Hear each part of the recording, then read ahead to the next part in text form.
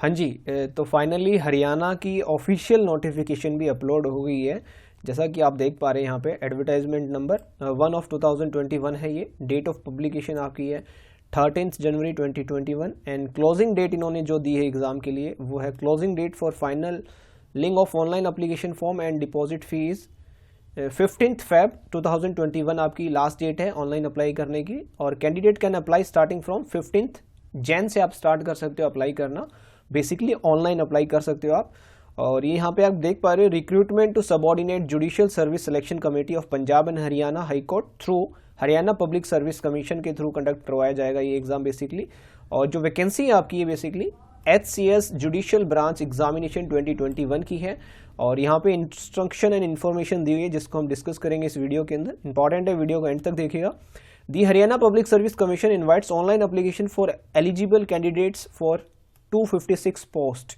Total 256 post हैं आपकी, जिसके अंदर आपकी बेसिकली 239 एक्चुअल पोस्ट है एंड 17 एंटिसिपेटेड पोस्ट है जुडिशियल जज के लिए, जूनियर जज के लिए, जूनियर डिवीजन जज के लिए Haryana civil service judicial branch के अंदर।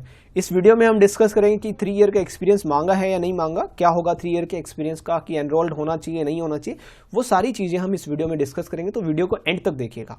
तो यहाँ पे इन्होंने कुछ ब्रेकअप कर रखा है वैकेंसीज का। जैसे जनरल की 156 वैकेंसीज हैं, SC की 40 है, BCA की 21, BCB की 11 वैकेंसी है, EWS की 11 है।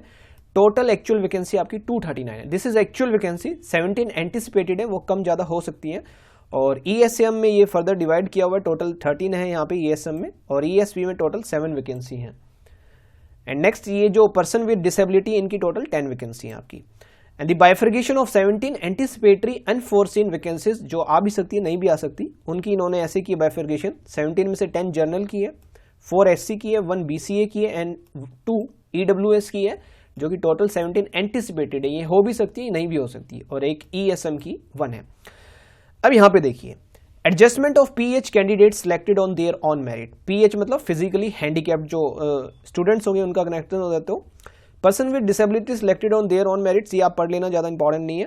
यहां पे देखिए The SCS Judicial Branch examination will be conducted in accordance with the provisions contained in Punjab civil service judicial branch rule 1951 के हिसाब से कंडक्ट करवाया जाएगा आपका। एंड दी पे स्केल हमारा ये है, ये पे स्केल यहाँ पे मेंशन किया हुआ है। This is our pay scale. The schedule of examination, result of preliminary examination and other announcement relating to this recruitment process will be displayed on the Punjab and Haryana website के ऊपर ये सारा डिस्प्ले किया जाएगा, और HPSC की साइट के ऊपर कि कब आपका एग्जाम कंडक्ट होगा, रिजल्ट कब आएगा, बाकी सारा। And will also be publish in the newspaper of Chandigarh and Delhi by HPSC। The admit card for the preliminary exam will also be available on commissions website from where the candidates can download their admit card. No candidate shall be admitted to the examination unless he holds a certificate admit card issued by the commission. Success in examination confer no right to appointment. अगर आप exam में clear भी हो जाए तो इसका कोई मतलब नहीं है कि आपको अपॉइंट किया ही किया जाएगा। Unless government is satisfied after such inquiry as may be considered necessary. Candidate are not required to submit along with, ये इंपॉर्टेंट है, not required to submit along with their application for preliminary exam attested copy of any certificate in spot of their claims regarding age, physical education, ये सारी चीजें, ये which will be check at the time of main written examination में check कर लिया जाएगा। Pre में आपको देने की जरूरत नहीं है सब। ये है आपका द लो विजन कैंडिडेट जिनकी आईसाइट वीक है उनके लिए। SC ST स्टूडेंट्स के लिए candidate belonging to state other than Haryana will compete against the post।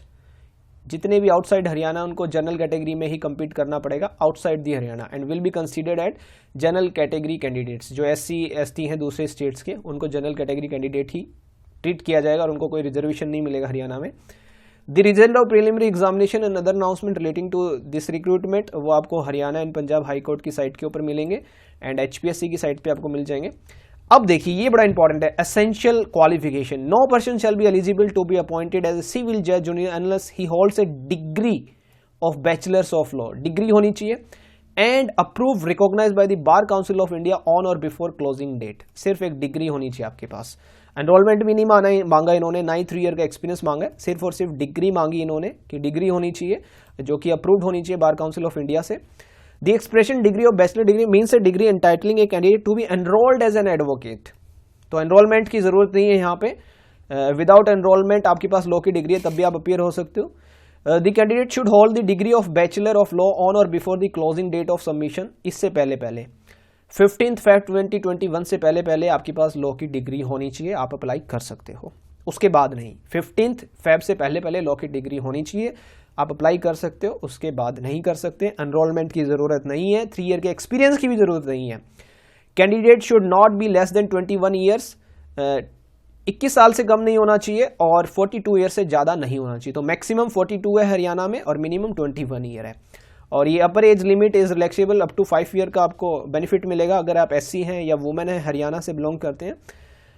Unmarried women for Haryana state के लिए आपकी हो जाएगी टोटल 45 ईयर तक का रिलैक्सेशन आपको मिलेगा, अनमैरिड वुमेन है तो आप। फर्दर अपर age limit ex military person के लिए 5 ईयर का रिलैक्सेशन है। ये सारी NCC कैंडिडेट के लिए है। एक्स सर्विसमैन की डेफिनेशन यहाँ पे इन्होंने दी हुई है, रिटायर्ड फ्रॉम ए सर्विस, ये सारे एक्स सर्विसमैन के लिए बेसिकली।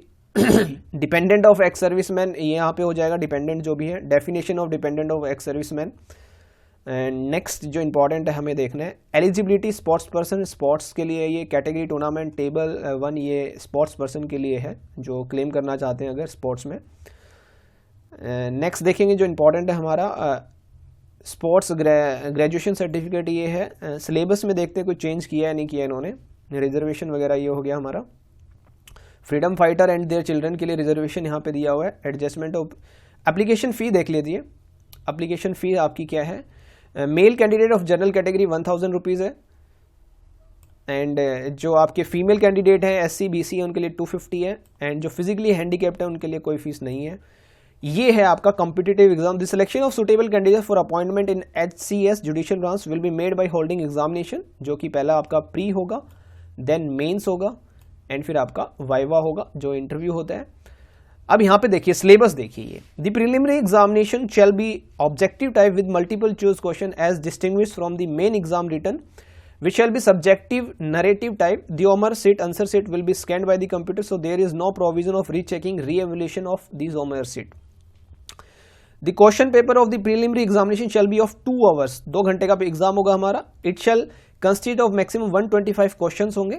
Each question 4 marks का होगा आपका, and every wrong answer that is 0.80 marks आपके कटेंगे 20%, और आप कह सकते हो 1/5 marks आपके कट जाएंगे अगर आप गलत आंसर करते हो, तो नेगेटिव मार्किंग भी है हरियाणा में। There will however be no negative marking respect of unattempted question. Unattempted question के रिगार्डिंग कोई नेगेटिव मार्किंग नहीं है, लेकिन आप क्वेश्चन अटेम्प्ट करते हो और आंसर गलत होता है तो उसकी नेगेटिव मार्किंग यहाँ पे होगी। The objective type question with multiple choice answer for the preliminary examination shall B from the syllabus of main examination. जो मेन एग्जामिनेशन का सिलेबस है वही आपसे प्री में पूछा जाएगा। The candidate shall be expected to have a general and basic overview of the main subject and also the ability to answer questions on current events. ये है current events of national and international importance. जो बच्चे कहते हैं ना sir GS आएगी, GK आएगी, नहीं आएगी, current events आएंगे। current affairs आपके यहाँ पे पूछे जाएंगे हरियाणा में। Indian legal and constitutional history and governance के बारे में भी पूछे जाएंगे कुछ questions. The candidate shell also be tested for his analytical skills, reasoning and aptitude. The standard of the question shall be low graduate level. जो standard of question होगा जो हमें लॉ में पढ़ाया जाता है वही होगा, और कुछ मैथ साइंस यहाँ पे कुछ नहीं पूछा जा रहा आपसे।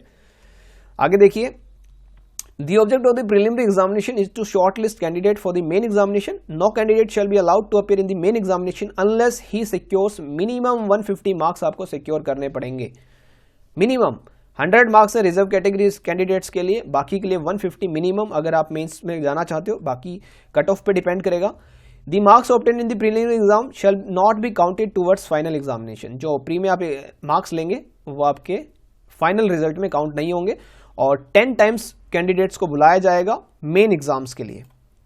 In respective candidate shall become eligible to sit in main written examination. However, this number shall be subject to variation. If 2 or more candidates at least number get the equal mark, then all of them shall be considered eligible to sit for the main exam, warranting the corresponding increase in the stability ratio.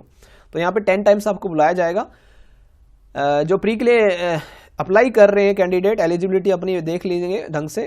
There admission to all the stage of examination for which they are admitted by the commission, preliminary, main and viva voce will be purely provisional होगा सारा का सारा, जब तक आप finally select नहीं हो जाते और जो आपकी एलिजिबिलिटी उनको नहीं कर लिया। The candidate should not that their admission to the exam will be purely provisional based on the information given by them in the application form. तो ये ज़्यादा इंपॉर्टेंट नहीं है, जनरल बातें हैं हमारे लिए। हमें सिलेबस देखना है, ये है सिलेबस हमारा। देखते हैं क्या चेंजेस हुए या नहीं हुए। Syllabus for Haryana mains examination, यही आपका प्री का सिलेबस रहेगा, यही आपका मेंस का रहेगा। The main examination shall consist of 6 papers, mains के 6 पेपर होंगे, 5 written and 1 viva voice.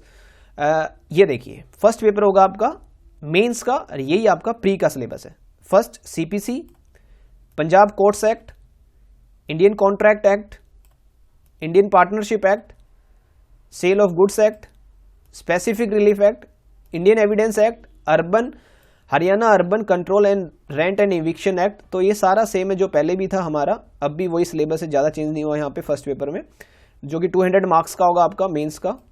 And second paper देखिए civil law second, Hindu law आएगा, मुस्लिम लॉ आएगा, customary and law of registration and limitation act आएगा, ये भी सेम है 200 मार्क्स का, जो मैं ऑलरेडी डिस्कस भी कर चुका हूँ हमारी वीडियो में।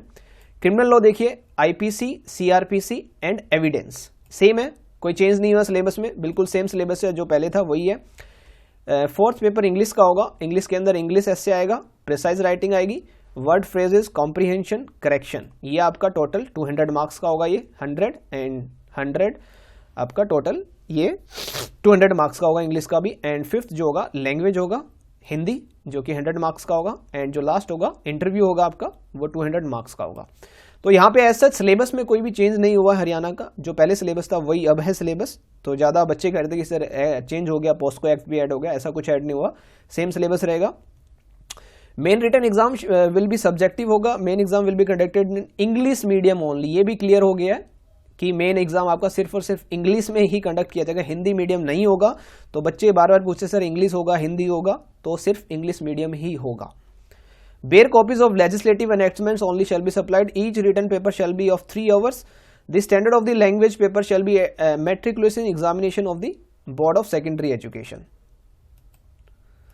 तो यहाँ पे ज़्यादा कुछ नहीं होगा, इंग्लिश में ही होगा पेपर आपका।